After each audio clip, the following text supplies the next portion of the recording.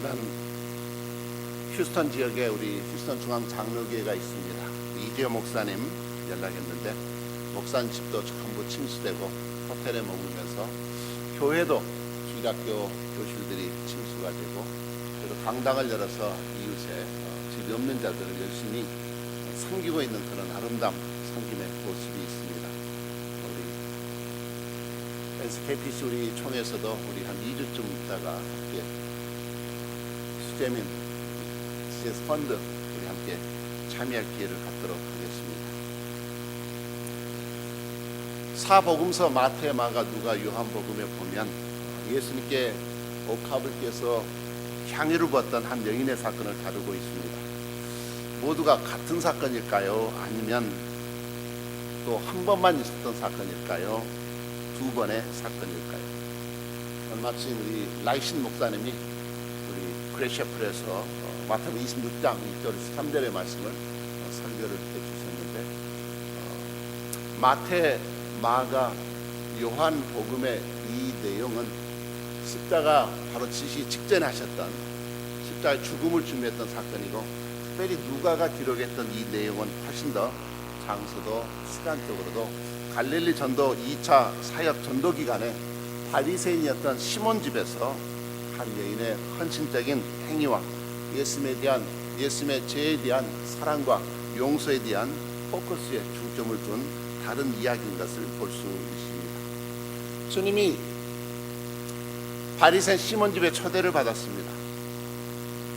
대개 바리새인들은 예수님을 시험코자 하는 목적이 많이 있었습니다. 또 예수님께 결례를 했던 것을 보면 결코 그도 예수님을 많이 존중해서 초대했던 것은 아닌 것 같습니다. 44절에 보시면 너는 발 씻을 물도 주지 않았다. 또한 내게 입맞춤도 하지 않았다. 예수님이 좀 뒤끝이 있어 보이죠. 물도 안 주고 입맞춤도 하지 않고. 뭔지 많은 팔레스타인에서 손님이 오면 물을 대접하는 것, 발을 씻어야 되니까 아주 당연한 것입니다. 카몬센스 상식입니다. 더욱이 귀한 손님으로 오면 종을 시켜서 정성껏 발을 닦아주는 것이 이것이 예법입니다. 또한 우리와는 다르게 그들 문화는 남자끼리라도 오면 이럴 때 볼을 들며 입맞춤하는 것, 이것이 환영의 그리링이었습니다. 여러분 같으면 초대했는데 이렇게 푸대접했다 그러면 그냥 180도 돌려서 내가 뭐 배가 고파서 왔나, 먹을 것이 없나, 그냥 화내고 돌아갈 수도 있을 텐데 예수님은 그러지 않았습니다. 기꺼이 시몬의 물에도 감수하셨고 또 맛있게 음식 드시면서 즐거이 대화를 나누시는데 뜻밖의 일이 발생합니다. 식사 도중에 한 여인이 그 연회장에 들어오는 것입니다. 그런데 들어와서는 안 될 여자가 들어왔습니다. 음식을 서빙할 때나 들어오고 특별히 남자가 있는데 어떻게 여자가 들어옵니까? 다들 놀래서 예수님 어떻게 하시나 바라보고 있습니다. 어찌 보면 이 여인은 간 큰 여자입니다. 우리 한국에 간 큰 남자 시리즈 있잖아요. 전에 오후에 여자가 아내가 나가니까 어디 가느냐고 몇 시에 들어올 거냐고 이러면 간 큰 남자입니다. 이 여인은 방에 들어오자마자 예수님 뒤로 갖고 서서 울고 있습니다. 예수님 보고 울기 시작했는지 들어오면서부터 울고 왔는지 그것은 알 수가 없습니다. 그러나 예수님 뒤에 서서 울고 있습니다. 당시 특이한 습관처럼 이렇게 비스듬히 누워서 식사를 하는, 서서 우니까 그 눈물이 예수님 발에 떨어집니다. 허리를 구부려서 머리털로 예수님의 발을 씻습니다. 그 발에 입 맞추고 향유를 부었습니다. 정말 큰 문제입니다. 유대인들은 자기들 율법대로 여인들은 1.8m 이내 착근 금지인데 한국은 더 심했어요. 남녀 7세 부동석이라 7세만 되면 남녀를 구분해서 옛날 교회에서도 남자석, 여자석, 아예 건물 자체가 이렇게 있으니까 서로 말아볼 수가 없었습니다. 더욱이 이 여인은 품행에 문제가 있었던 여인입니다. 바리새인 시몬이었던 이 바리새인 시몬은 속으로 이렇게 얘기를 했습니다. 이 사람은 선지자가 아니네. 분명히 알았을 텐데 속으로 실망했습니다. 이 여인의 입장에서 보면 바리새인 시몬은 너무나 훌륭한 사람이라 감히 접근할 수 없었던 사람입니다. 그런데 이 여인은 예수님의 무엇을 바라보았기를 이렇게 무례를 무릅쓰고 예수님을 찾아왔을까? 왜 하염없이 눈물을 흘렸을까? 귀한 향유를 드릴 수 있었을까? 그녀는 가버나움 사람이라 누구나 알 정도로 온 동네가 손가락질할 줄로 소문난 여인이었습니다. 아마도 몸을 파는 불쌍한 여인이었을 확률이 많습니다. 마을 어디서도 얼굴을 제대로 들고 다닐 수 없는, 스스로 감당할 수 없는 쥐약의 그늘에 빠졌던 불쌍한 여인. 어느 날 예수님의 복음을 들었습니다. 자신의 삶을 송두리째 집어넣을 수밖에 없는, 정말 죽을 수밖에 없는 그런 매일 살아가는 것이 전쟁이었던, 삶에 소망이 없었던 그녀에게 생명수 같은 생명의 말씀, 복음의 말씀을 들었습니다. 죽음의 길목에 있던 그녀에게 생명해 주는 은혜의 말씀이었습니다. 예수님이 마을에 온다는 얘기를 듣고 얼마나 많은 생각을 했을까요? 거기까지 찾아오기까지 얼마나 많은 결단과 수많은 생각과 용기가 필요했을까요? 그러나 그 어떤 장애물도 이 불쌍한 여인의 예수님을 향한 사랑과 헌신은 막을 수 없었습니다. 화기애애했던 따뜻했던 장소가 갑자기 여인의 등장으로 분위기가 무거운 침묵으로 변했습니다. 더욱이 자기 안방에나 있을 법한 그런 일들이 지금 눈앞에 보여지고 있습니다. 그런데도 예수님은 아무렇지 않게 자연스럽게 그것을 허락하고 지켜보고 있었습니다. 바리새인 시몬의 마음을 읽은 예수님이 간단한 비유의 이야기를 통해서 질문을 합니다. 5만 불 빚진 자하고 5천 불 빚진 자가 있는데 갚을 능력이 없어서 주인이 탕감해 줬다. 누가 더 그 주인을 사랑하겠느냐. 너무나 쉬운 얘기입니다. 많이 탕감받은 사람이 아니겠습니까? 중요한 것은 이 비유에서 5만 불 빚진 자는 누구고 5천 불 빚진 자는 누구일까요? 아마 죄 많은 여인을 5만 불로, 바리새인을 5천 불로 비유한 것처럼 보입니다. 그러나 비유의 포인트는 5만 불이나 5천 불이나 빚진 것 자체는 같다는 것입니다. 모든 사람의 죄는 도토리 기적입니다. 모든 사람이 죄를 범하였음에 하나님의 영광에 이르지 못했습니다. 오직 예수 그리스도는 성령으로 말미암아 우리가 은혜로 값없이 하나님의 자녀되는 특권을 얻었습니다. 죄 삭은 사망입니다. 우리 자녀에게도 마찬가지입니다. 많은 자녀가 있는데 어떤 자녀는 정말 못해 주었는데, 옷도 제대로 사지 못하고 교육도 제대로 못 시켰는데 너무나 미안한 자녀가 있는데, 아이고 어머니 무슨 말씀이세요? 제가 어머니를 받은 사랑이 얼마나 큰데요. 저를 낳아주시고 길러주셨잖아요.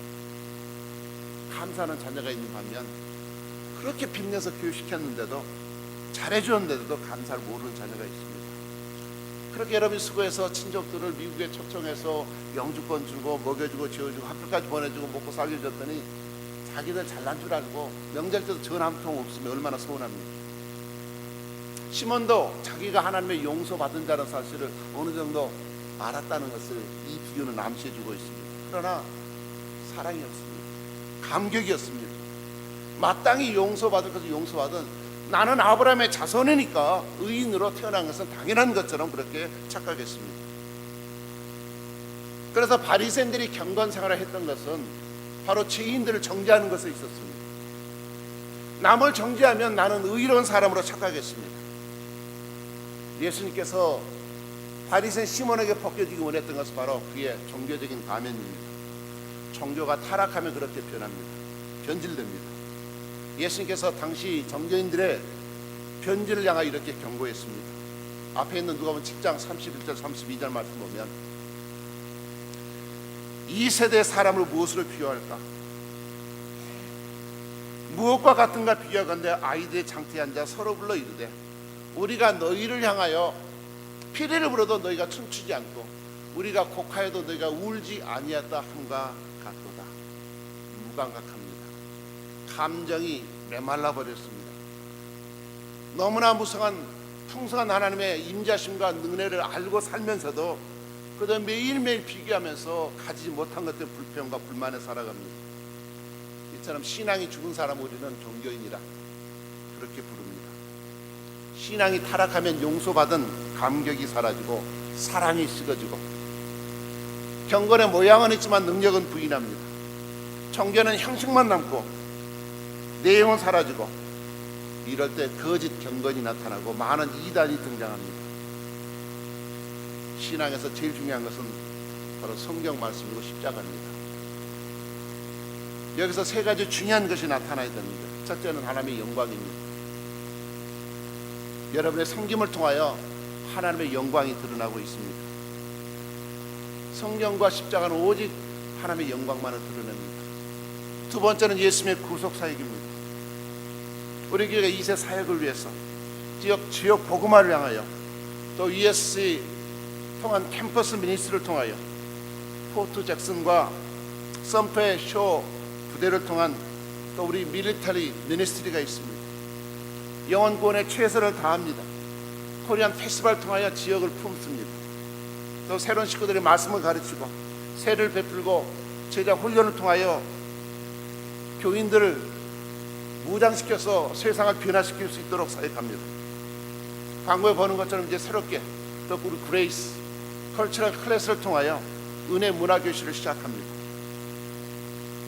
교인들뿐만 아니라 지역 사회 한인들이 많지 않기 때문에 배움의 기회가 적고 문화적으로 영적으로 드라이하기 쉽기 때문에 오히려 할 수 있는 은사가 있는 분들이 세 분 있어서 우선 새 클래스로 시작을 합니다. 여러분도 누구든지 내가 은사가 있으면 참여하실 수 있습니다. 그래서 평생 교육원을 할 수 있으면 참 좋겠습니다. 은혜문화 교실을 통해서 취미생활하고 자기 개발하고 또 그런 배움의 기회를 통하여 많은 사람들이 교회에 발을 들이게 되면 이런 컨택 포인트가 많아지게 되면 자연의 주님을 만나게 될 것입니다. 세 번째는 믿음입니다. 성령의 믿음 사역, 하나님의 영광도 예수 그리스도의 구속 사역도 믿음을 통해서만 가능합니다. 오늘 읽었던 말씀 50절에 예수께서 여자에게 이르시되 내 믿음이 너를 구원하였으니 평안히 가라 하시니라 선포하십니다. 믿음이 예수님이 누구인가를 분명히 알 수 있는 성령의 역사심 속에서 예수님을 나의 구주로 영접하고 세상이 줄 수 없는, 세상에 빼앗아갈 수 없는 영원한 평강을 누리게 되었습니다. 이 여인을 통하여 우리에게 참 신앙인의 자세를 배우게 되는데 첫째는 눈물이 있었습니다. 자신의 지약이 예수님 앞에 갔을 때 다 드러났습니다. 멈출 수 없는 눈물이 납니다.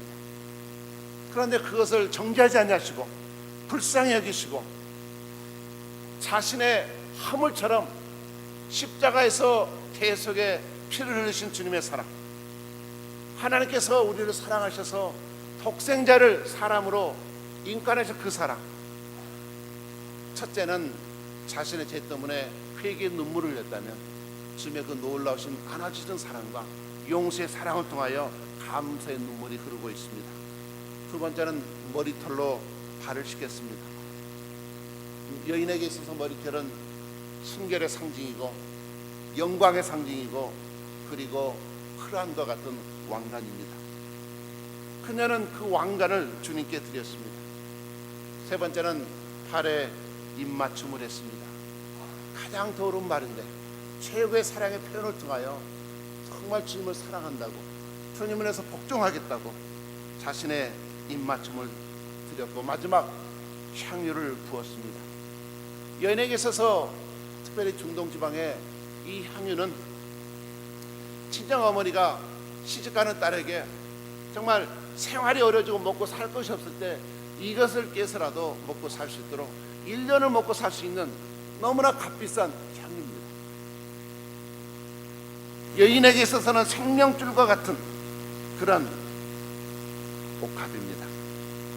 주님을 위해서라면 조금도 아까울 것이 없는 헌신의 모습을 보여주고 있습니다. 마지막 날에 주님께서 찾고 찾으신 사람은 바로 신령과 진정으로 예배를 드리는 자라고 했습니다. 바로 여인의 모습은 신령과 진정으로 드렸던 참된 예배자의 모습이 헌신입니다. 여기는 최고의 대리석 건물도 없습니다. 휘황찬란한 산들레한 불빛도 없고 이런 프로젝터도 없고 수백 명의 합창단이나 오케스트라도 없습니다. 그런데 예수님을 예수님으로 대접해 드렸습니다. 예수님이 이 땅에 오신 목적이 무엇입니까? 의인을 찾아오신 것이 아니라 죄인을 찾아서 구원하려고 오셨다고 했습니다. 죄인이 아니라면 예수님을 만날 필요가 없습니다. 바리새인 시몬은 여전히 자신이 의인처럼 아브라함의 후손으로 이미 구원받은 자로 천국에 애했던 자로 착각하고 있었습니다. 그분은 창조주요, 그분은 섭리주요, 그분은 구속주요, 그분은 우리의 심판주가 되십니다. 참된 예배자에게 주어진 두 가지 선물이 무엇입니까? 여인에게 주셨던 것처럼 구원과 평강의 선물입니다. 내 믿음이 너를 구원하시니 평안히 가라. 오늘 우리는 두 주인공을 만났습니다. 바리새인 시몬과 불쌍한 여인입니다. 여러분 둘 중에 어떤 자로 지금 주님 앞에 서 있습니까? 아침에 세상과 거울을 보는 것처럼 오늘 말씀을 통하여 내 자신의 영적인 실체를 다시 한번 만나보기를 원합니다. 예수님 앞에서 정말 나는 주님이 필요합니다. 주님만이 나의 구세주가 되십니다. 나의 참 주인이 누구신가를 다시 한번 확인하는 9월이 되었으면 좋겠습니다. 진실한 신앙의 표현은 바로 사랑입니다. 그렇게 주님께서도 믿지 않는데도 내가 믿느냐 이렇게 물었지만 제자들에게, 베드로에게 내가 나를 사랑하느냐, 믿는 성도에게 오늘도 주님이 질문하시는 것은 내가 나를 사랑하느냐, 이 모든 것들보다도 나를 사랑하느냐. 진정한 주님 사랑 없는 예배가 어찌 주님이 기뻐하시는 예배가 되겠습니까? 모든 믿음의 행위의 뿌리에는 하나님에 대한 사랑, 주님의 그 놀라운 십자가의 용서, 이것이 근거가 되지 않는다면 우리의 신앙은 헛것이 될 수밖에 없습니다. 간음과 살인죄를 범했던 다윗을 주님은 나단 선지자를 통하여 책망하십니다. 그러면서 바로 내가 바로 그 죄인이라고 주님은 다윗을 용서해 주시고 그것을 통하여 참된 예배가 무엇인가를 깨우쳐 주십니다. 시편 51편 17절은 이렇게 고백을 합니다. 하나님께서 구하시는 제사는 상한 심령이다. 오늘도 영적인 제사 예배를 통하여 주님이 원하시는 것은, 찾고 찾으시는 것은 상한 심령입니다. 상한 심령과 용서. 세 번이나 주님을 부인했던 베드로를 주님은 용서해 주십니다.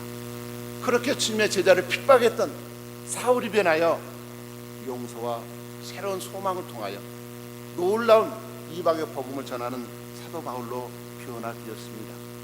47절에 말씀합니다. 사함을 받은 일이 적은 자는 적게 사랑하느니라.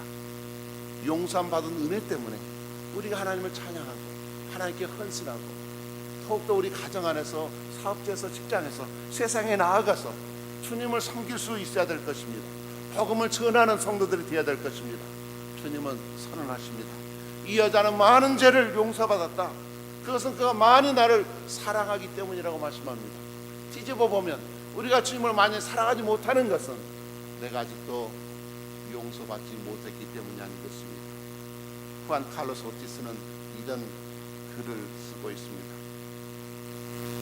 우리 모두는 예수란 가장 귀한 행복과 기쁨과 평화와 지혜와 완전과 영생의 축복을 주신 예수님을 만나야 된다. 자, 그러면 이 진주를 발견한, 이 보배를 발견한 사람에게 이렇게 질문할 수 있다는 것입니다. 이 보배 사시겠습니까? 그래, 값이 얼마야? 아주 비쌉니다.